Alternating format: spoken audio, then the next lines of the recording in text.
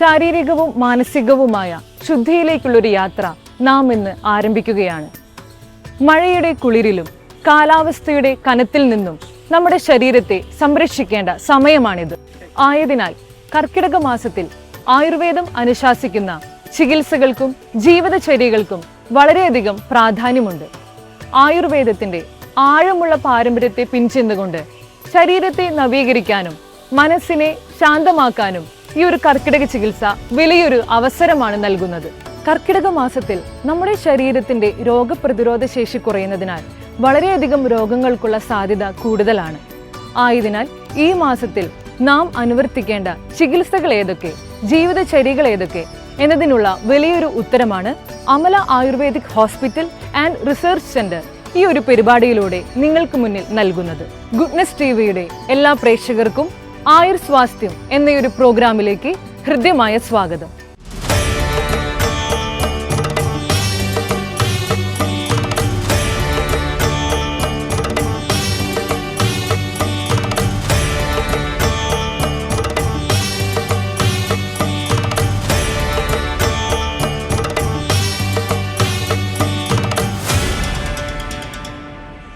തൃശ്ശൂർ ജില്ലയിലെ ആരോഗ്യ മേഖലയിൽ പ്രശോഭിച്ചു നിൽക്കുന്ന അമല എന്ന ഈ ബൃഹത്തായ സ്ഥാപനത്തിൽ 3 സിസ്റ്റംസ് ഓഫ് മെഡിസിൻ ഉണ്ടെന്നുള്ളത് ഈ സ്ഥാപനത്തിൻ്റെ ഒരു മുഖ്യ സവിശേഷതയാണ്.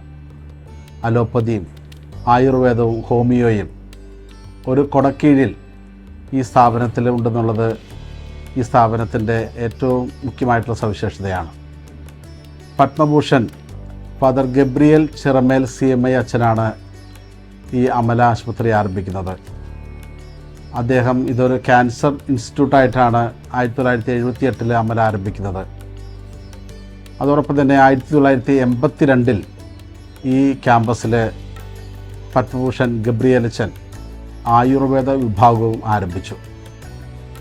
CCRISൻ്റെ ഫണ്ടോടുകൂടി അന്ന് ലഭിച്ച ക്യാൻസറും അതുമായി ബന്ധപ്പെട്ട രോഗങ്ങൾക്ക് വേണ്ടിയുള്ള ഗവേഷണവുമായി ബന്ധപ്പെട്ട് ആണ് ഇവിടെ ആയുർവേദ വിഭാഗം ആരംഭിക്കുന്നത്. 1981 അന്നത്തെ കേന്ദ്ര ആരോഗ്യ വകുപ്പ് മന്ത്രിയായിരുന്ന B. ശങ്കരാനന്ദാണ് ഈ ഹോസ്പിറ്റലിന് തറക്കല്ലിട്ടത്. 1983 മാർച്ച് 19 അന്നത്തെ കേരള മുഖ്യമന്ത്രിയായിരുന്ന ശ്രീ K. കരുണാകരനാണ് ഈ ആയുർവേദ ആശുപത്രി ഉദ്ഘാടനം ചെയ്ത് സേവനത്തിനായിട്ട് സമർപ്പിച്ചത്.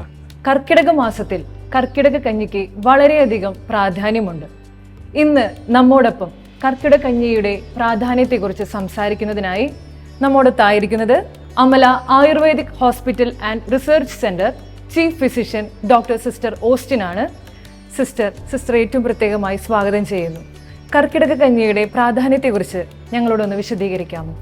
കർക്കിടക മാസത്തിൽ നമ്മുടെ ദഹനശക്തി ഏറെ കുറയുന്ന ഒരു കാലഘട്ടമാണ് കർക്കിടക മാസം.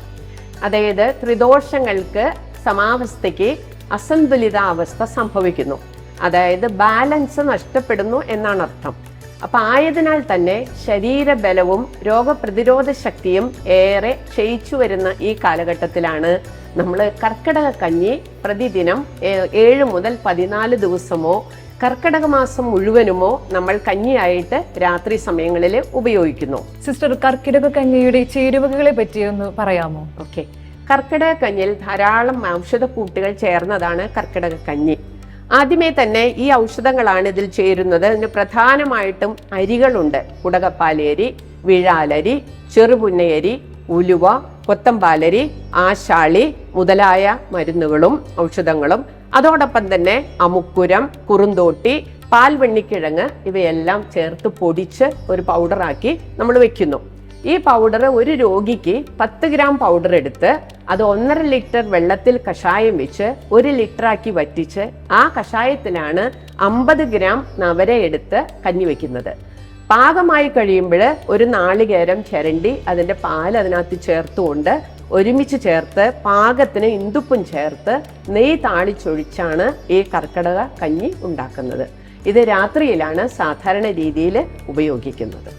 ഓക്കെ സിസ്റ്റർ, ഈ കർക്കിടക കഞ്ഞിയുടെ പ്രയോജനങ്ങളെ കുറിച്ചൊന്ന് വിശദീകരിക്കാമോ? കർക്കിടക കഞ്ഞി ഞാൻ നേരത്തെ പറഞ്ഞതുപോലെ നമ്മുടെ വർഷകാലത്തിൽ, അതായത് കർക്കിടക മാസം വർഷ ഋതുവിലാണ് വരുന്നത്. അപ്പോൾ ഈ കർക്കിടക മാസത്തിൽ ശരീരബലവും നമ്മുടെ രോഗപ്രതിരോധ ശേഷിയും വളരെയധികം നഷ്ടപ്പെട്ടിരിക്കുന്ന സമയത്ത് കർക്കിടക കഞ്ഞി കഴിക്കുന്നത് മൂലം നമ്മുടെ ശരീരത്തിൽ അടിഞ്ഞുകൂടിയ ടോക്സിൻസ്, അതായത് വിഷാംശങ്ങളെ ഏറെ പുറത്തു കളയാനായിട്ട് ഈ കഞ്ഞി കുടിക്കൽ സഹായിക്കുന്നു. അതോടൊപ്പം തന്നെ ശരീരത്തിന്റെ ബലം വർദ്ധിപ്പിക്കുകയും രോഗപ്രതിരോധ ശേഷി വർദ്ധിപ്പിക്കുകയും വാതരോഗങ്ങളെ ശമിപ്പിക്കാനായിട്ട് കർക്കിടക കഞ്ഞിക്ക് നല്ലൊരു സ്വാധീനവുമുണ്ട്. കാരണം കർക്കിടക മാസത്തിൽ കൂടുതലായിട്ട് പ്രബലപ്പെടുന്നത് വാതരോഗങ്ങളാണ്.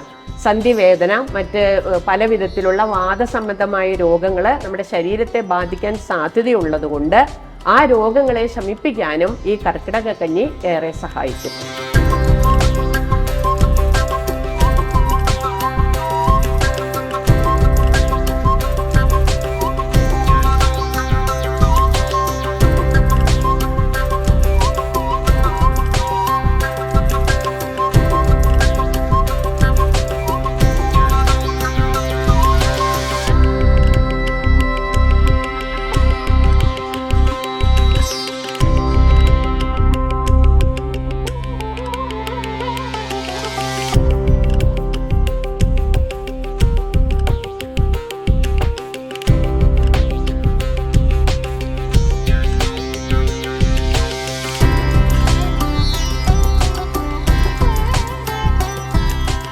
ഈ ഹോസ്പിറ്റലിൻ്റെ പ്രധാനമായിട്ടുള്ള സവിശേഷത, ഈ ഹോസ്പിറ്റലിന് സ്വന്തമായിട്ടൊരു ആയുർവേദ പ്രിപ്പറേഷൻ യൂണിറ്റ് നമുക്കുണ്ട്. 1987 ഏറ്റവും ശുദ്ധിയുള്ള അല്ലെങ്കിൽ ഗുണമേന്മയുള്ള മരുന്നുകൾ വളരെ മിതമായ നിരക്കിൽ രോഗികൾക്ക് കൊടുക്കുവാനായിട്ടാണ് 87 ഇവിടെ ആയുർവേദ മാനുഫാക്ചറിങ് യൂണിറ്റ് ആരംഭിച്ചത്. അതോടൊപ്പം തന്നെ ഇവിടുത്തെ മറ്റൊരു പ്രത്യേകതയാണ്, ഈ ഹോസ്പിറ്റലിന് ഒരു അലങ്കാരമായിട്ടുള്ള ഒന്നാണ് ഇവിടുത്തെ ഹെർബൽ ഗാർഡൻ. 1984 മുതൽ തന്നെ നമ്മളിവിടുത്തെ മെഡിസിനൽ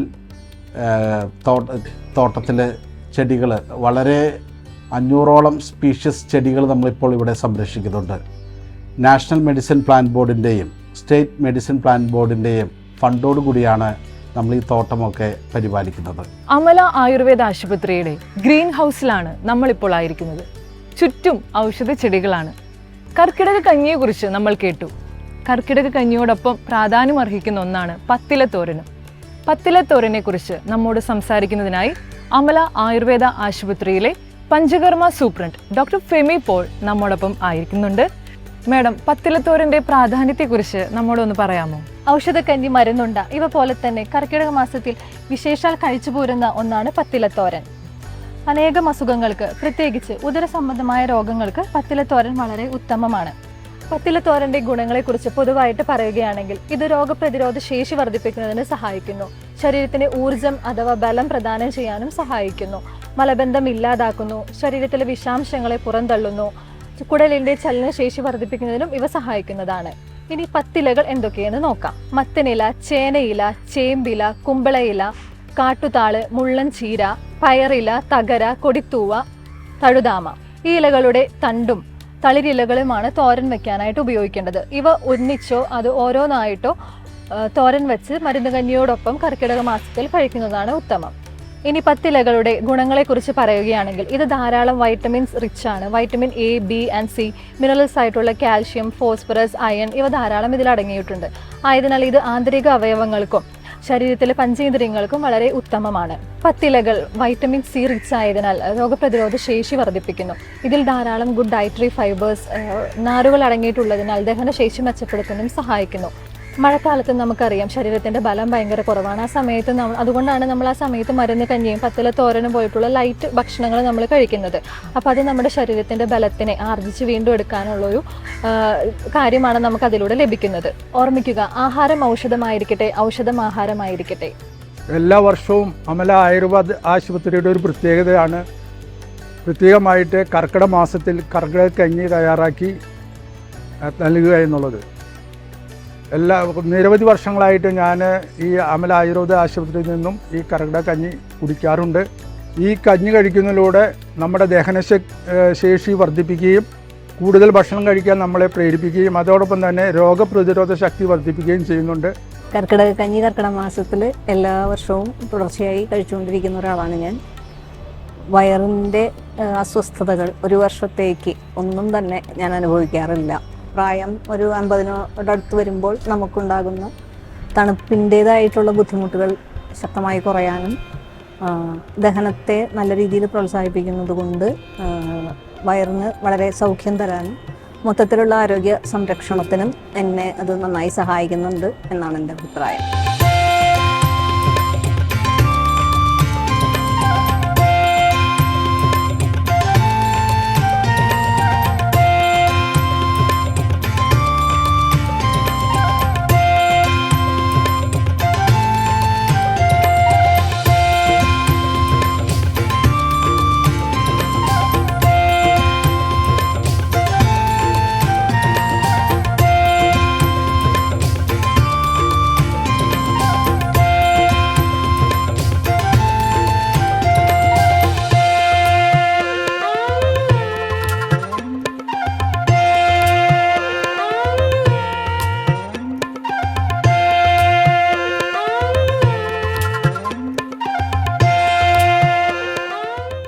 കർക്കിടക ചികിത്സയെക്കുറിച്ചും രോഗങ്ങളെക്കുറിച്ചും നമ്മളോട് കൂടുതൽ സംസാരിക്കുന്നതിനായി അമല ആയുർവേദ ആശുപത്രിയിലെ കൺസൾട്ടന്റ് ഫിസിഷ്യൻ ഡോക്ടർ ജയദീപ് നമ്മോടൊത്തായിരിക്കുന്നു.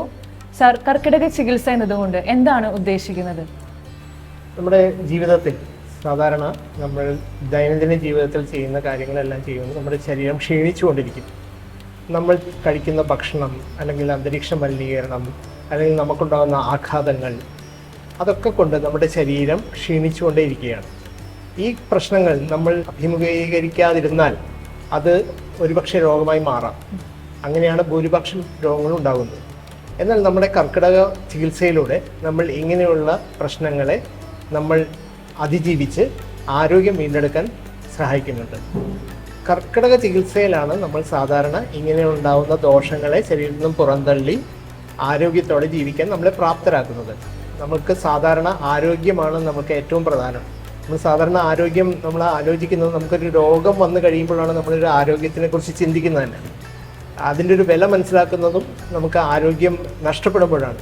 അപ്പോൾ ആരോഗ്യം വീണ്ടെടുക്കാനുള്ള ഏറ്റവും ഉത്തമമായ മാർഗമാണ് കർക്കിടക ചികിത്സ. ഏതൊക്കെ തരം കർക്കിടക ചികിത്സകളാണ് നമുക്കുള്ളത്? കർക്കിടക ചികിത്സ നമുക്ക് രണ്ടായിട്ട് തിരിക്കാം. അതായത് ഒരു തരം അസുഖവും ഇല്ലാത്ത ഒരാൾക്ക് ചെയ്യുന്ന ഒരു കർക്കിടക ചികിത്സയും എന്തെങ്കിലും അസുഖം ഉള്ള ഒരാൾക്ക് ചെയ്യുന്ന കർക്കിടക ചികിത്സയും. അങ്ങനെ രണ്ട് തരമായിട്ട് കർക്കിടക ചികിത്സയെ നമ്മൾ കാണേണ്ടതാണ്. കാരണം ഒരു അസുഖമുള്ള ഒരാളുടെ കർക്കിടക ചികിത്സ അയാൾക്കുണ്ടായ അസുഖങ്ങളെ കൂട്ടാതെ അല്ലെങ്കിൽ അതിന് ബുദ്ധിമുട്ടുണ്ടാകാതെ വേണം നമ്മൾ ചികിത്സിക്കാൻ.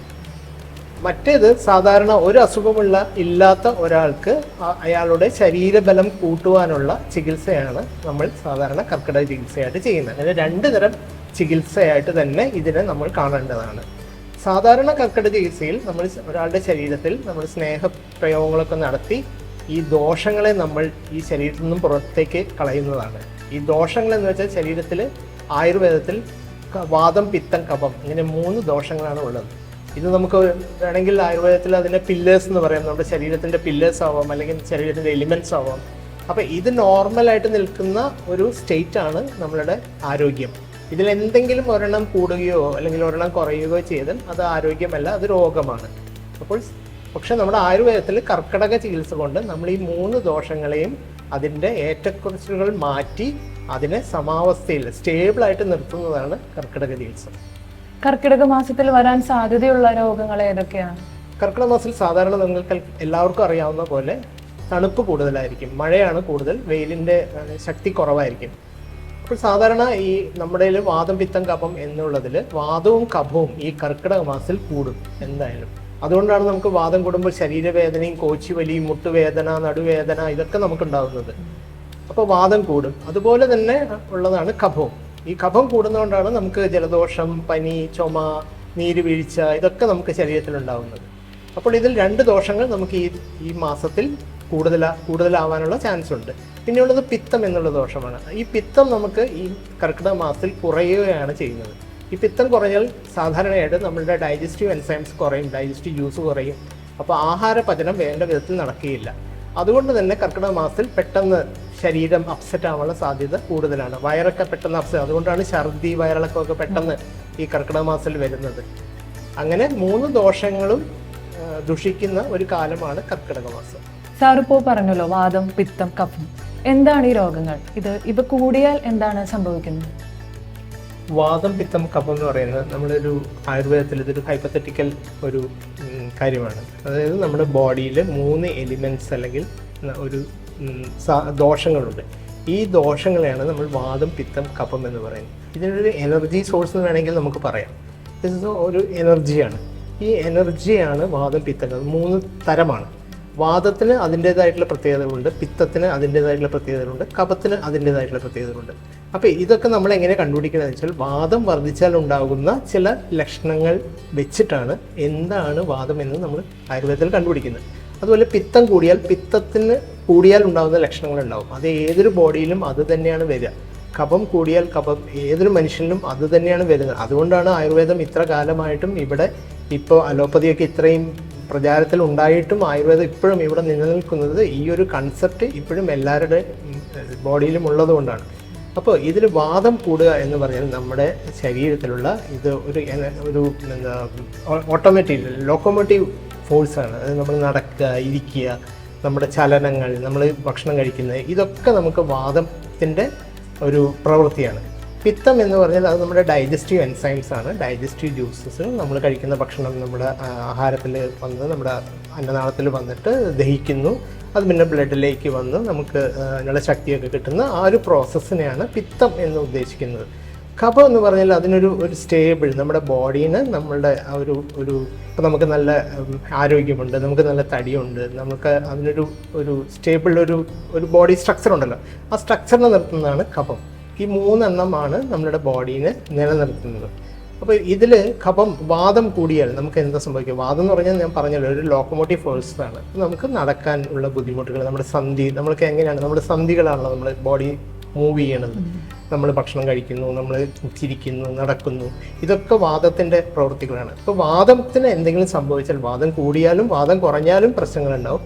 വാദം കൂടിയാൽ നമുക്ക് ശരീരം മടക്കാൻ, നമുക്ക് മുട്ടുമടക്കാൻ പ്രയാസം ഉണ്ടാവും, ഇരുന്നെണീക്കാൻ പ്രയാസങ്ങളുണ്ടാവും, കൈ പൊക്കാൻ പ്രയാസങ്ങളുണ്ടാവും, പിന്നെ കാലിൻ്റെ മടമ്പിൽ വേദന ഉണ്ടാവും. ഇതൊക്കെ വാദം. പിന്നെ പോച്ചി വലിക്കലുണ്ടാവും, മസിൽ കയറലുണ്ടാവും, ചില ആൾക്കാരുടെ കാലുകളൊക്കെ ഇങ്ങനെ അതൊക്കെ നമുക്ക് ഈ വാദത്തിൽ പെടുന്നതാണ്. അപ്പോൾ വാദം കുറഞ്ഞാലും വളരെയധികം പ്രശ്നങ്ങളുണ്ടാവും. വാദം കുറഞ്ഞാലും നമുക്ക് വളരെയധികം ആയാസപ്പെട്ട കാര്യങ്ങളൊക്കെ ചെയ്യാൻ കഴിയുള്ളൂ. നമുക്കങ്ങനെ സ്പീഡിൽ നടക്കാനോ ഒന്നും കഴിയില്ല. പിന്നെയുള്ളത് പിത്തം കൂടിയാൽ നമുക്ക് ഡൈജസ്റ്റീവ് പ്രശ്നങ്ങളാണെന്ന് പറഞ്ഞല്ലോ. അപ്പോൾ അതുകൊണ്ട് തന്നെ ശരിയായ ആഗിരണം, നമ്മൾ കഴിക്കുന്ന ഭക്ഷണം ശരിയായിട്ട് ഭജിച്ച് അതിൽ നിന്നുള്ള ന്യൂട്രിയൻസ് നമ്മുടെ ബ്ലഡ് സ്ട്രീമിലേക്ക് വരില്ല. അപ്പോൾ അതും ഒരു പിത്തത്തിന്, അതുകൊണ്ട് എന്താ പറ്റുക, നമുക്കുള്ള ഒരു ബോഡിയുടെ ഒരു സ്ട്രെങ്ത്ത് കുറഞ്ഞു പോകും. കഫം എന്ന് പറയുന്ന അതിൻ്റെ എലിമെൻ്റ് എന്ന് പറയുമ്പോൾ നമുക്കുള്ള നമ്മുടെ ബോഡി സ്ട്രക്ചറിനെ ഇങ്ങനെ നിർത്തുന്ന ഒരു ബോഡി എലിമെൻ്റാണ്. അത് കൂടിയാലാണ് നമുക്ക് തലവേദന, ചുമ, പനി, അങ്ങനെ പല പ്രശ്നങ്ങളും നമുക്കുണ്ടാകുന്നത്. അതുപോലെ നമുക്ക് ആ കഫം കൂടിയാലും നമുക്ക് നടക്കാൻ ബുദ്ധിമുട്ടായിരിക്കും. ശരീരത്തിൽ നമുക്ക് അത്ര ഫ്രീ ആയിട്ട് നടക്കാൻ പറ്റില്ല, ഇരുന്നെണീക്കാൻ ബുദ്ധിമുട്ടുണ്ടാകും. അതൊക്കെ കഫം കൂടിയാലും ഉണ്ടാവും. അതുകൊണ്ടാണ് ഈ കർക്കിടകത്തിൽ ഏറ്റവും കൂടുതൽ പ്രശ്നങ്ങൾ ഉണ്ടാകുന്നത് വാദവും കഫവും കൂടിയിട്ടാണ്. സാർ, അപ്പോൾ ഈ 3 രോഗങ്ങൾക്ക് നമുക്ക് എന്തൊക്കെ ചികിത്സകളാണ് ചെയ്യാനായിട്ട് സാധിക്കുക? ആദ്യമായിട്ട് വാദം വർദ്ധിച്ചാൽ എന്തൊക്കെയാണ്? ഞാൻ നേരത്തെ പറഞ്ഞല്ലോ, വാദം വർദ്ധിച്ചാൽ നമുക്ക് സാധാരണയായിട്ട് ഏറ്റവും കൂടുതൽ ഉണ്ടാകുന്നത് നടുവേദന, മുട്ടുവേദന, അങ്ങനെയുള്ള ജോയിൻസിൽ ഉണ്ടാകുന്ന പ്രശ്നങ്ങളാണ് കൂടുതലായിട്ടുണ്ടാവുക. അപ്പോൾ അതിന് നമ്മൾ സാധാരണയായിട്ട് നമ്മൾ ആ രോഗീനെ നമ്മൾ അഭ്യംഗം ചെയ്യുകയാണ് ആദ്യത്തെ പടി. അതായത് ശരീരത്തിൽ നന്നായിട്ട് തൈലം പുരട്ടി നന്നായിട്ട് ഒഴിഞ്ഞതിന് ശേഷം അവർക്ക് ഒരു സ്റ്റീം ബാത്ത് നമ്മൾ അതിന് പ്രൊവൈഡ് ചെയ്യും. സ്റ്റീം ബാത്ത് എന്ന് പറഞ്ഞാൽ ഒരു സ്റ്റീം ചേമ്പറിൽ ഈ തൈലം പുരട്ടിയ രോഗീനെ നമ്മൾ ഇരുത്തിയിട്ട് ശരീരം മുഴുവനായിട്ട് വേർപ്പിക്കും. അതിനുശേഷം അവരുടെ കണ്ടീഷൻ നോക്കി പലതരം കിഴികൾ അവരിൽ ഉപയോഗിക്കും. അതായത് ചൂർണ്ണക്കിഴി, നാരങ്ങാക്കിഴി, ഇലക്കിഴി, അങ്ങനെ പലതരം കിഴികളുണ്ട്. ഈ കിഴികളുടെ ആപ്ലിക്കേഷൻ നമ്മൾ എല്ലാ ബോഡിയിലെ എല്ലാ പാർട്ടിലും നമ്മൾ ഒരുപോലെ അതിനെ നമ്മൾ ചൂട് പിടിക്കും. അതിനുശേഷം നമ്മൾ വയറിളക്കാനുള്ള മരുന്നുകൾ കൊടുക്കും. അതായത് ശോധന വരുത്താനുള്ള മരുന്നുകൾ അവർക്ക് കൊടുക്കും. അതിനുശേഷം നമ്മൾ ഒരുപക്ഷെ അവരുടെ കണ്ടീഷൻ എങ്ങനെയാണെന്ന് നോക്കിയിട്ട് അവർക്ക് ഇലക്കിഴികളോ അല്ലെങ്കിൽ ഞവരക്കിഴി അങ്ങനെയൊക്കെ കേട്ടിട്ടില്ലേ, അതൊക്കെ നമ്മൾ പ്രയോഗിക്കും. അപ്പോൾ ഈ പ്രയോഗങ്ങൾ കൊണ്ട് തന്നെ അവരുടെ വാദം ശമിക്കുകയും അവർ കൂടുതൽ അവർക്ക് നന്നായിട്ട് മൂവ് ചെയ്യാനും പറ്റും. അവരുടെ വേദനകൾ നന്നായിട്ട്, വേദനയാണല്ലോ വാദം കൂടിയാൽ കൂടുതലായിട്ട് ഉണ്ടാകുന്നത്. അപ്പോൾ വേദന ശമിപ്പിക്കാനാണ് നമ്മൾ ആദ്യത്തെ പ്രിഫറൻസ് കൊടുക്കുക. അതിനുശേഷം നമ്മൾ ഇവർക്ക് രസായന പ്രയോഗങ്ങൾ കൊടുക്കും. നമ്മൾ രസായനം എന്ന് പറഞ്ഞാൽ ശരീരത്തിനെ ശക്തിപ്പെടുത്താനുള്ള, അതിനിപ്പോൾ ചവനപ്രാശം കൊടുക്കാറുണ്ട്, അമൃതപ്രാശം, നാരസിംഹ രസായനം, അങ്ങനെ പലവിധ ലേഹ്യങ്ങളുണ്ട്. അതുകൂടാതെ തന്നെ അരിഷ്ടങ്ങൾ, അശ്വഗന്ധ അരിഷ്ടം, ബലാരിഷ്ടം, ധന്വന്തരാരിഷ്ടം, അങ്ങനെയൊക്കെ പറഞ്ഞിട്ടുള്ള ഒരു രസായന പ്രയോഗങ്ങളും നമ്മൾ അതിന് ശേഷം ആ രോഗിക്ക് കൊടുക്കും. ഈ കഫം കൂടിയാൽ ഏറ്റവും കൂടുതൽ പ്രശ്നം വരുന്നത് നമ്മുടെ അപ്പർ ബോഡി പാർട്സിലാണ്. അതായത് ശ്വാസം മുട്ട്, ചുമ, അല്ലെങ്കിൽ ജലദോഷം, തലവേദന, ഇതൊക്കെയാണ് കഫം കൂടിയാൽ കൂടുതലായിട്ടുണ്ടാകുന്നത്. ഇത്തരത്തിലുള്ള രോഗികളെ നമ്മൾ ആദ്യപടിയായിട്ട് തൈലം പുരട്ടി എല്ലാവരെയും നമ്മൾ വേർപ്പിക്കും. അതിനുശേഷം മൂക്കിൽ നമ്മൾ മരുന്നുകൾ ഒറ്റിക്കുന്ന ഒരു ചികിത്സാ രീതിയുണ്ട്. നസ്യം എന്നാണ് നമ്മളതിനെ സാധാരണ വിശേഷിപ്പിക്കാറ്. ആ നസ്യപ്രയോഗങ്ങൾ കൊണ്ട് തന്നെ നമ്മുടെ ശിരസിലും ഈ അതായത് നമ്മുടെ ചെസ്റ്റിലുമുള്ള എല്ലാ കഫങ്ങളെയും നമുക്ക് അതിനെ എക്സ്പെൽ ചെയ്യാൻ പറ്റും, അതിനെ പുറത്തേക്ക് കളയാൻ പറ്റും. അപ്പോൾ അതിനുശേഷം നമ്മൾ ഒരുപക്ഷെ വമനം എന്ന് പറയുന്ന ഒരു ചികിത്സാ രീതിയുണ്ട്. അതായത് ചില മരുന്നുകൾ കൊടുത്ത് അവരെ ഛർദ്ദിപ്പിച്ച് ആ കഫത്തിനെ പുറത്ത് കളയുന്ന ഒരു ചികിത്സാ രീതിയാണ് ഈ വമനം എന്ന് പറയുന്നത്. ആ വമനത്തിലൂടെ നമുക്ക് കഫമുള്ളത് മുഴുവനായിട്ടും നമ്മുടെ ശരീരത്തിൽ നിന്നും നമുക്ക് പുറത്തു കളയാൻ പറ്റും. ആ വമന പ്രക്രിയ കഴിഞ്ഞതിന് ശേഷം നേരത്തെ പറഞ്ഞ പോലെ ഞവരക്കിഴിയോ ഇലക്കിഴിയോ ഒക്കെ ചെയ്ത് അവരെ ശരീരത്തിനെ ഒന്ന് പുഷ്ടിപ്പെടുത്തി രസായന പ്രയോഗങ്ങളായ ചവനപ്രാശം, നാരസിംഹ രസായനം, അങ്ങനെയുള്ള കാര്യങ്ങൾ കൊടുത്ത് അവരുടെ ശരീരത്തിനെ കുറച്ചും കൂടെ പുഷ്ടിപ്പെടുത്തിയാണ് നമ്മൾ വിടുന്നത്. പിത്തത്തിൻ്റെ പ്രശ്നം കൊണ്ടാണ് ഒരു ആൾക്ക് അസുഖം ഉണ്ടാവുന്നത് എന്ന് വെച്ചാൽ അവർക്ക് ശരീരബലം കുറയുക എന്നാണ് അതുകൊണ്ട് കാണുന്നത്. അതായത് ഇമ്മ്യൂണിറ്റി വല്ലാണ്ട് കുറഞ്ഞു പോകും പിത്തം കുറഞ്ഞാൽ. അപ്പോൾ അവർക്ക് ഇമ്മ്യൂണിറ്റി ബൂസ്റ്റർ ആയിട്ടുള്ള മെഡിസിൻസ് കാര്യങ്ങളാണ് നമ്മൾ ചെയ്യുന്നത്. അതിന് കൂടുതലായിട്ട് നമ്മൾ ശിരോധാര എന്നിട്ടുള്ള ഒരു ചികിത്സാ രീതിയുണ്ട്. അത് നമ്മൾ സാധാരണ ഈ ശിരസിൽ ഒരു തൈലങ്ങൾ ചൂടാക്കി നമ്മൾ ഒരേ ധാരയായിട്ട് ഒഴിക്കുന്ന ഒരു പ്രക്രിയയാണ് ശിരോധാര എന്ന് പറയുന്നത്. അത് നമ്മൾ സാധാരണ ഉപയോഗിക്കാറുണ്ട്. പിന്നെ അതുകൂടാതെ വയറിലെ പിത്തത്തിനെ നമ്മൾ നോർമലൈസ് ചെയ്യാൻ വേണ്ടിയിട്ട് വസ്തി പ്രയോഗങ്ങൾ നമ്മൾ സാധാരണ ചെയ്യാറുണ്ട്. അത് നമ്മളുടെ വയറ്റിലുള്ള പ്രശ്നങ്ങൾ, അതായത് പിത്തത്തിനെ നോർമലൈസ് ചെയ്യാനുള്ള ഒരുതരം ചികിത്സാ രീതിയാണ് ആയുർവേദത്തിൽ. ആ രണ്ട് പ്രക്രിയ, അതുപോലെ തന്നെ വയറിളക്കുന്ന ചികിത്സയും നമ്മൾ വിരേചന ഔഷധങ്ങൾ കൊടുത്ത് വയറിളക്കുന്ന ചികിത്സയും പിത്തത്തിനെ ശമിപ്പിക്കാൻ വേണ്ടിയിട്ട് നമ്മൾ സാധാരണ ചെയ്യുന്നതാണ്. പിന്നെ എല്ലാ ചികിത്സയുടെയും അവസാനം ശരീരത്തിനെ പുഷ്ടിപ്പെടുത്തുന്ന ചികിത്സ, അതായത് ഞവരക്കിഴി, ധാര, അങ്ങനെ പിഴിച്ചിൽ, ഇതൊക്കെ നമ്മൾ എല്ലാവരും ചെയ്യും. അത് ശരീരം പുഷ്ടിപ്പെടുത്തുക, ഏതൊരു ചികിത്സയുടെയും അവസാനം ശരീരത്തിനെ പുഷ്ടിപ്പെടുത്തുക എന്നുള്ള ചികിത്സയും കൂടെ ഉണ്ടാകും. പക്ഷേ ഇത് എല്ലാവർക്കും ചെയ്യാൻ പറ്റില്ല. ഇവർക്ക് എന്തെങ്കിലും വേറെ അസുഖങ്ങളുണ്ടെങ്കിൽ ആ അസുഖത്തിൻ്റെ അവസ്ഥ നോക്കിയിട്ട് നമുക്ക് ചെയ്യാൻ പറ്റുള്ളൂ. എല്ലാവർക്കും എല്ലാ ചികിത്സയും ചെയ്യുന്നത് അത്ര നല്ലതല്ല. അപ്പോൾ ഒരു ഡോക്ടറുടെ നിർദ്ദേശപ്രകാരം ആ രോഗിക്ക് എന്തൊക്കെ ചികിത്സ ചെയ്യാൻ പറ്റും എന്ന് അറിഞ്ഞിട്ട് ചെയ്യുന്നതാണ് ഏറ്റവും അഭികാമ്യം. സർ, കർക്കിടക മാസത്തിൽ ശരീരബലം കുറയുന്നു എന്നൊക്കെ കേട്ടിട്ടുണ്ട്. എന്താണ് അതുകൊണ്ട് ഉദ്ദേശിക്കുന്നത്? ശരീരബലം കുറയുക എന്ന് വെച്ചാൽ നമ്മൾ നേരത്തെ പറഞ്ഞല്ലോ, നമ്മൾ ഈ വർഷകാലത്ത് സൂര്യൻ സാധാരണ കാർമേഘങ്ങളിൽ മറഞ്ഞിരിക്കും. അതായത് വെയിലിൻ്റെ ദൈർഘ്യം വളരെ കുറവായിരിക്കും. അതേസമയം മഴയായിരിക്കും കൂടുതൽ. അതുകൊണ്ട് തന്നെ അന്തരീക്ഷം വളരെ തണുത്ത ഒരു അന്തരീക്ഷമായിരിക്കും. ഈ തണുത്ത അന്തരീക്ഷത്തിൽ എപ്പോഴും നമ്മളുടെ രോഗാണുക്കൾ പെരുകാനുള്ള സാധ്യത കൂടുതലാണ്.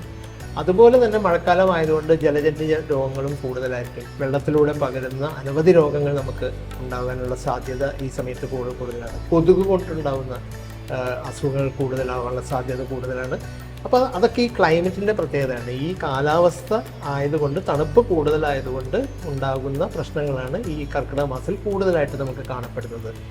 അപ്പോൾ അതുകൊണ്ട് തന്നെ നമ്മുടെ ശരീരത്തിൽ നേരത്തെ പറഞ്ഞ വാദം, പിത്തം, കഫം, ഈ 3 ദോഷങ്ങളും നേരത്തെ പറഞ്ഞല്ലോ പ്രശ്നങ്ങളായിരിക്കും. അത് നേരെ നിൽക്കില്ല എലിമെൻറ്റ്സ് എന്നുള്ളത്. അപ്പോൾ ഇതിൽ പിത്തം എന്ന് പറയുന്നത് നമ്മുടെ ശരിക്കുള്ള ഡൈജസ്റ്റീവ് എൻസൈംസ് ആണ്. അപ്പോൾ നമ്മൾ കഴിക്കുന്ന ഭക്ഷണം ശരിയായി പചിക്കുകയില്ല, ശരിയായി ദഹനം നടക്കില്ല. ഈ ദഹനം നടക്കാത്തത് കൊണ്ട് തന്നെ നമുക്ക് ശരിയായ ബലം കിട്ടില്ല. ബലം കിട്ടില്ല എന്നുള്ളതുകൊണ്ട് ഉദ്ദേശിക്കുന്നത് നമുക്ക് ഒരു പ്രതിരോധ ശക്തി കുറയുക എന്നുള്ളതാണ് അതിൻ്റെ അർത്ഥം. ഇമ്മ്യൂണിറ്റി കുറഞ്ഞു പോകും. നമ്മൾ ഈ ശരിക്കുള്ള ഡൈജഷൻ നടത്തി നമ്മുടെ ന്യൂട്രിയൻസ് ബ്ലഡിലേക്ക് വരണം ശരിക്ക്. പക്ഷേ പിത്തം കുറഞ്ഞതുകൊണ്ട് ശരിക്കുള്ള ഡൈജഷൻ നടക്കുന്നില്ല. അപ്പോൾ അതുകൊണ്ട് തന്നെ പൂർണ്ണമായ തോതിൽ നമുക്ക് ആ ന്യൂട്രിയൻസ് നമുക്ക് കിട്ടുന്നില്ല. അപ്പോൾ അതുകൊണ്ട് തന്നെ നമ്മുടെ രോഗപ്രതിരോധ ശേഷി വളരെ കുറഞ്ഞിരിക്കും. അതുകൊണ്ടാണ് ചിലപ്പോൾ നമ്മൾ വെറുതെ ഒരു മഴ പെയ്താൽ പോലും നമുക്ക് അസുഖങ്ങൾ വരുന്നത്, അല്ലെങ്കിൽ ഒരു തണുത്ത കാറ്റടിച്ചാൽ അപ്പോൾ തന്നെ നമ്മൾ അസുഖമായിട്ട് ആശുപത്രിയിൽ പോകേണ്ടി വരുന്നതൊക്കെ ഇങ്ങനെയുള്ള രോഗപ്രതിരോധ ശേഷി കുറയുന്നത് കൊണ്ടാണ്. ഈ രോഗപ്രതിരോധ ശേഷി കുറയാനുള്ള പ്രധാന കാരണം ഭക്ഷണം ശരിയായി ദഹിച്ച് അതിൽ നിന്നുള്ള ന്യൂട്രിയൻസ് ബോഡിയിൽ വരാത്തത് കൊണ്ടാണ്. അതുകൊണ്ടാണ് ഈ കർക്കിടക മാസത്തിന് ഇത്ര പ്രാധാന്യം വരുന്നതും. അത് ശരിയാക്കാതെ അതായത് ദഹന പ്രക്രിയ ശരിയാക്കാതെ നമുക്ക് ബലം കിട്ടില്ല. അപ്പോൾ ദഹന പ്രക്രിയ ശരിയാക്കാനുള്ള ഏറ്റവും നല്ല മാർഗമാണ് കർക്കിടക ചികിത്സ. അതുകൊണ്ടാണ് കർക്കിടക ചികിത്സയ്ക്ക് ഇത്ര പ്രാധാന്യം എല്ലാവരും ചെയ്യണമെന്ന് ഇൻസിസ്റ്റ് ചെയ്യുന്നതും അതുകൊണ്ടാണ്. കാരണം അസുഖങ്ങൾ വരാനുള്ള ചാൻസ് കൂടുതലാണ്. ഇപ്പോൾ വയസ്സായ ആൾക്കാർക്കൊക്കെ അസുഖങ്ങൾ കൂടുന്ന കർക്കിടകത്തിലാണ്. ഇപ്പോൾ പലരും നമ്മുടെ മരണനിരക്കുകളിൽ നോക്കിയാൽ ഈ കർക്കിടക മാസത്തിലാണ് വയസ്സായി കിടപ്പിലായ രോഗികളൊക്കെ ഒരു പക്ഷേ പലവിധ ന്യൂമോണിയ ഇൻഫെക്ഷനൊക്കെ വന്നിട്ട് മരിക്കാനുള്ള സാഹചര്യങ്ങളൊക്കെ കർക്കിടകത്തിലാണ് കൂടുതൽ. അപ്പോൾ ഇതാണ് നമ്മുടെ രോഗപ്രതിരോധ ശക്തി കുറയുകയാണ് അതിന് ചെയ്യുന്നത്. അതിൻ്റെ പ്രധാനപ്പെട്ട കാരണം ഈ പിത്തം കുറഞ്ഞ് നമ്മുടെ ഡൈജഷൻ ശരിയായി നടക്കാത്തത് കൊണ്ടാണ്.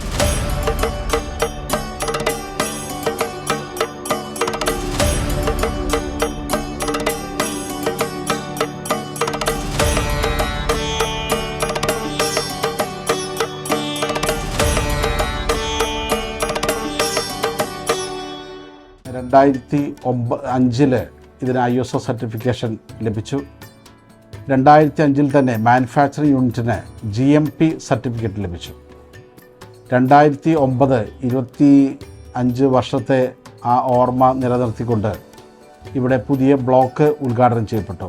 ആ വർഷം തന്നെ നമുക്ക് സംസ്ഥാന ഗവൺമെൻറ്റിൻ്റെ പാരാമെഡിക്കൽ ഗവൺമെൻറ് അംഗീകൃത പാരാമെഡിക്കൽ കോഴ്സുകൾ നമുക്ക് ലഭിക്കുകയും ചെയ്തു.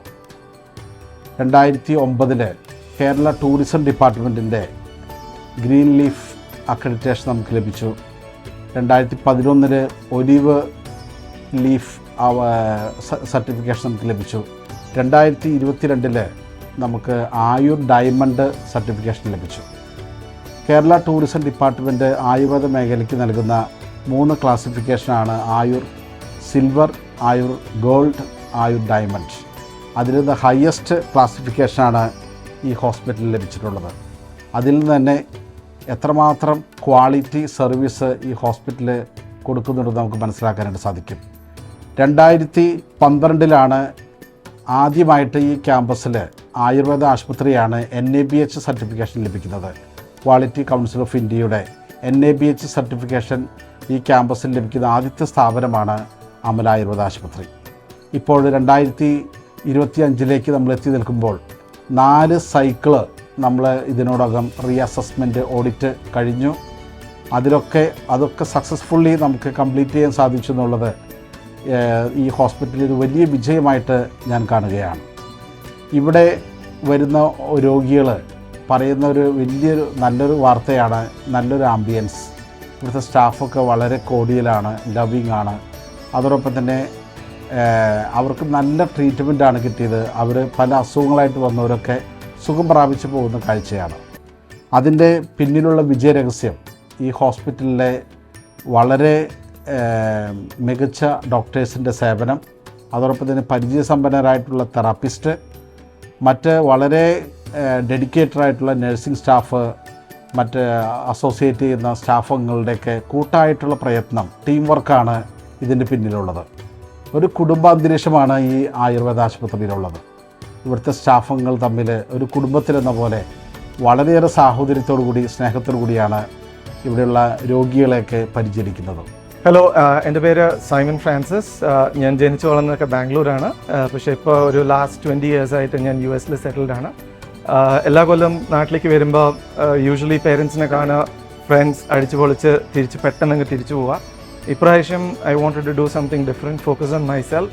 അപ്പോൾ ഒരു rejuvenation, stress management through Ayurveda, അതായിരുന്നു എൻ്റെ ഒരു ഡിസിഷൻ. അപ്പോൾ അമല ഹോസ്പിറ്റൽ സെലക്ട് ചെയ്തു. വിളിച്ചപ്പോൾ തന്നെ front office was really great. അപ്പോൾ തന്നെ എനിക്ക് സിസ്റ്റർ ഓസ്റ്റിനായിട്ടൊരു ഫോൺ കൺസൾട്ടേഷൻ, പെട്ടെന്ന് ഒരു 10-15 minutes തന്നെ ബുക്കിംഗ് എല്ലാം റെഡിയായി. It was all set. 5 ദിവസം മുമ്പ് തിങ്കളാഴ്ചയാണ് ഞാനിവിടെ വന്നത്. Intake was also very smooth. Sister ഓസ്റ്റിന് ഇൻ പേഴ്സൺ കൺസൾട്ടേഷൻ കണ്ടു, ട്രീറ്റ്മെൻറ്റ് പ്ലാനൊക്കെ സെറ്റ് ചെയ്തു. Within 2 hours I was there on the table for a treatment. ഇവിടുത്തെ തെറപ്പിസ്റ്റ് പ്രഭാകരൻ പിന്നെ Baiju, very experienced guys. They know what they doing. Plus വളരെ എന്താ പറയുക കെയറിങ്ങും അഫെക്ഷനേറ്റ് ആയിരുന്നു. I think I'm doing really well. ഇനി ഒരു 5 ദിവസം കൂടി ഉണ്ട്. I think I should really do really well, and I think it's a really good decision for me. I want to thank Amala Ayurvedic Hospital for doctors, nurses, hospital staff, housekeeping ellarum for setting up a really good experience for me. Whoever is going to look for a very authentic Ayurvedic treatment, I want to really recommend Amala Ayurvedic Hospital. Thank you.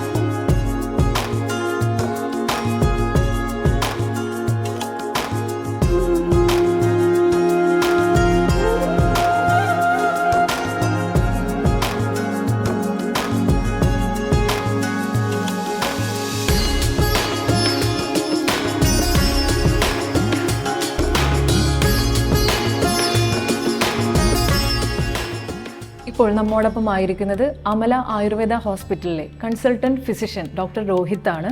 Sir, എന്താണ് നമ്മുടെ കർക്കിടക മാസത്തിലെ ജീവിതചര്യ എന്നൊക്കെ പറയുമ്പോൾ ഉദ്ദേശിക്കുന്നത്? ജീവിതചര്യ എന്ന് പറഞ്ഞാൽ ഒരു വ്യക്തിയുടെ ദൈനംദിന ശീലങ്ങൾ, ആഹാര രീതി, ഉറക്കക്രമം, അതുപോലെ തന്നെ മാനസിക നില, ഇവയെല്ലാം ഉൾക്കൊള്ളുന്നതാണ് ജീവിതചര്യ എന്ന് പറയുന്നത്. കർക്കിടക മാസത്തിൽ ഈ ജീവിതചര്യയിൽ കൂടുതൽ പ്രാധാന്യം ആരോഗ്യ സംരക്ഷണത്തിന് തന്നെയാണ്.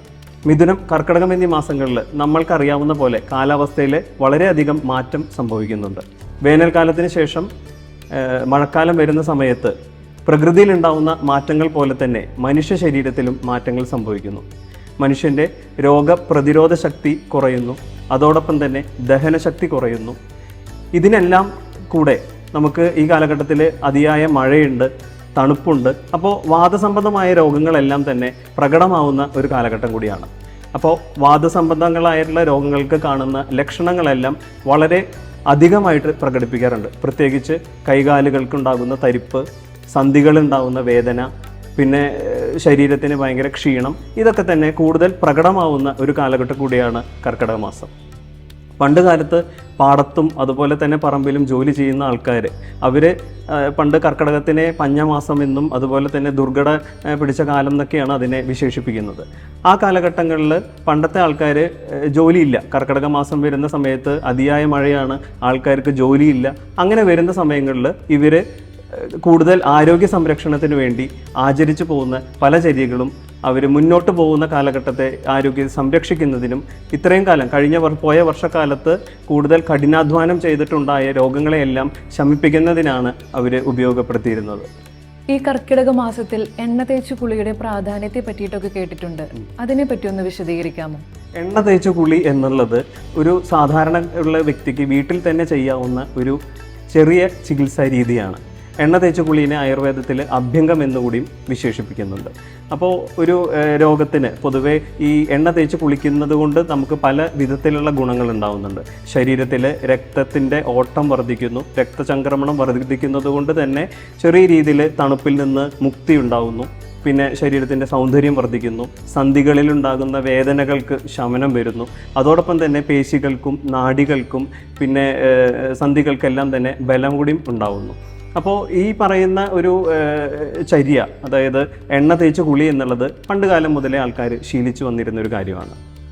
എണ്ണ തേച്ച് കുളിക്കുന്നതിനായിട്ട് പലപ്പോഴും നമ്മൾ ധന്വന്തരം തൈലമോ അല്ലെങ്കിൽ ക്ഷീരബല തൈലം മുതലായവയൊക്കെയാണ് സാധാരണയായിട്ട് നമ്മൾ പറഞ്ഞു വരാറുള്ളത്. പക്ഷേ ചില അസുഖങ്ങളുള്ള ആൾക്കാർ അവർക്ക് ചിലപ്പോൾ ആ അസുഖത്തിന് അനുസൃതമായിട്ടുള്ള ഒരു തൈലം വേണ്ടി വരും ആ എണ്ണ തേച്ച് കുളിക്ക് വേണ്ടി ഉപയോഗിക്കാനായിട്ട്. അതിന് രോഗികളെല്ലാവരും ഒരു അംഗീകൃതമായിട്ടുള്ള ഒരു ആയുർവേദ ഡോക്ടറെ സമീപിച്ച് ആ രോഗത്തിന് അനുസൃതമായിട്ടുള്ള ഒരു തൈലം വേണം ആ അവസ്ഥകളിൽ എണ്ണ തേച്ച് കുളിക്കുന്നതിനായിട്ട് ഉപയോഗിക്കേണ്ടത്. എണ്ണ തേച്ച് കുളിക്കുമ്പോൾ നമ്മൾ ഒരു ഏകദേശം ഒരു അരമണിക്കൂറോളം എണ്ണ തേച്ച് നിന്ന് അതിനുശേഷം ചെറു ചൂടുവെള്ളത്തിൽ കുളിക്കാനാണ് നിർദ്ദേശിക്കാറുള്ളത്. എവിടെയെങ്കിലും ഏതെങ്കിലും സന്ധികളിലോ അല്ലെങ്കിൽ പേശികളിലോ വേദന ഉണ്ടെങ്കിൽ നമ്മൾ ആവണക്കലയോ അല്ലെങ്കിൽ പുളിയില മുതലായവ ഇട്ട് വെള്ളം തിളപ്പിച്ച് അത് വെച്ച് നമ്മൾ അവിടെ ആവി ഏൽപ്പിക്കാനും പറയാറുണ്ട്. സാർ, അതുപോലെ തന്നെ ഭക്ഷണത്തിൻ്റെ കാര്യമൊക്കെ വരുമ്പോൾ നമ്മൾ എന്തൊക്കെയാണ് ഈ കർക്കിടക മാസത്തിൽ ശ്രദ്ധിക്കേണ്ടത്? ഞാൻ നേരത്തെ പറഞ്ഞു, അതായത് ഈ കർക്കിടക മാസം എന്ന് പറഞ്ഞു കഴിഞ്ഞാൽ നമ്മൾക്ക് ദഹനശക്തി നല്ല രീതിയിൽ ഒരു വ്യക്തിയിൽ കുറയുകയാണ്. ദഹനശക്തി കുറയുന്ന സമയത്ത് നമ്മൾ കഴിക്കുന്ന ഭക്ഷണത്തെക്കുറിച്ചിട്ട് വളരെ ശ്രദ്ധിക്കേണ്ടതുണ്ട്. നമ്മൾ ആ സമയത്ത് വളരെ കഠിനമായിട്ടുള്ള അല്ലെങ്കിൽ ദഹിക്കാൻ ബുദ്ധിമുട്ടുള്ള ഹാർഡായിട്ടുള്ള ഭക്ഷണങ്ങൾ, ഹെവി ആയിട്ടുള്ള ഭക്ഷണം, ഹാർഡല്ല ഹെവി ആയിട്ടുള്ള ഭക്ഷണങ്ങളൊക്കെ തന്നെ ഉപയോഗിക്കുമ്പോൾ അവിടെ ദഹന ശക്തി ആവശ്യത്തിനില്ല, കഴിക്കുന്ന ആഹാരം ശരിയായ രീതിയിൽ ദഹിക്കുന്നില്ല. ഇതെല്ലാം തന്നെ ഉദരസംബന്ധമായിട്ടുള്ള രോഗങ്ങൾക്ക് കാരണമാവും.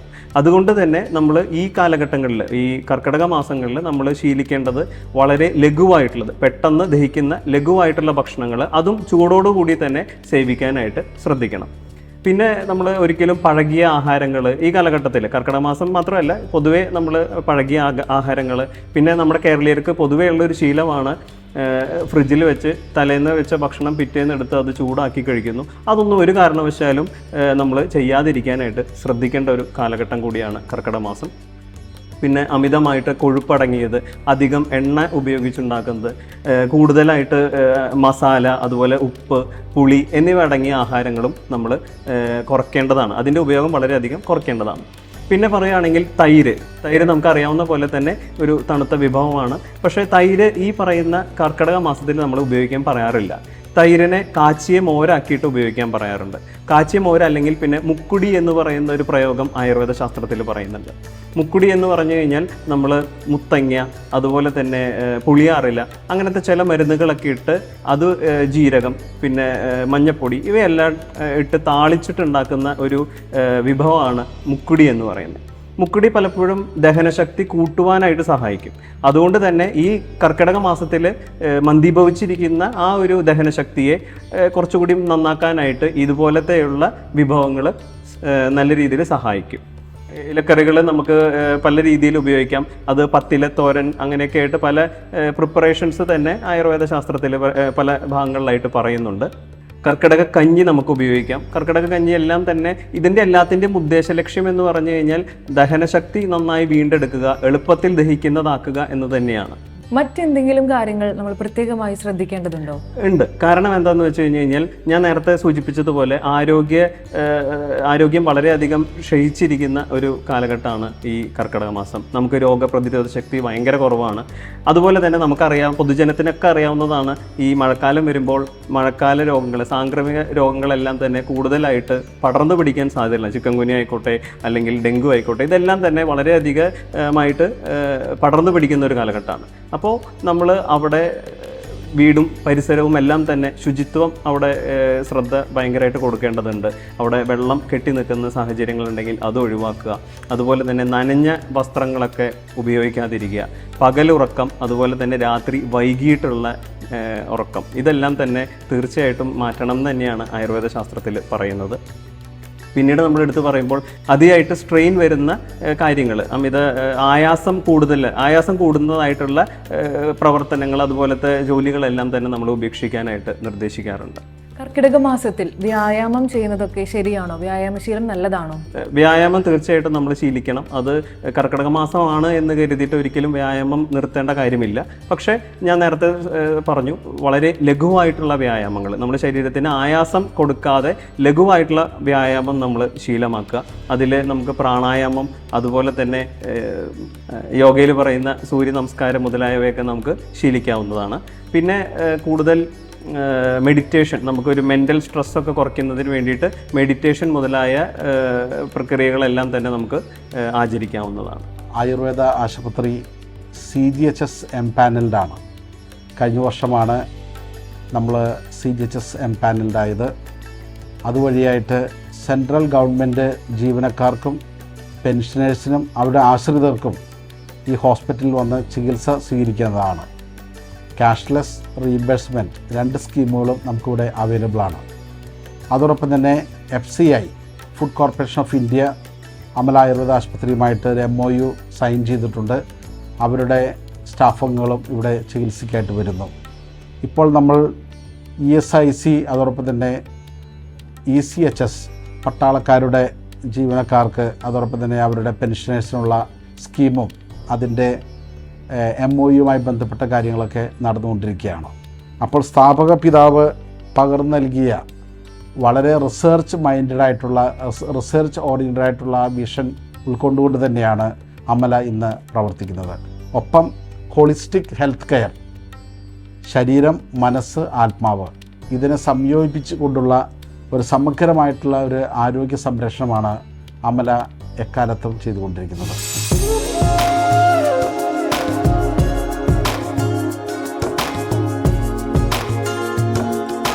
കർക്കിടക മാസത്തിൽ അനുഷ്ഠിച്ചു പോരേണ്ട ജീവിതചര്യകളും ചികിത്സകളെയും കുറിച്ചാണ് അമല ആയുർവേദത്തിലെ ഡോക്ടേഴ്സ് നമുക്ക് പറഞ്ഞു നൽകിയത്.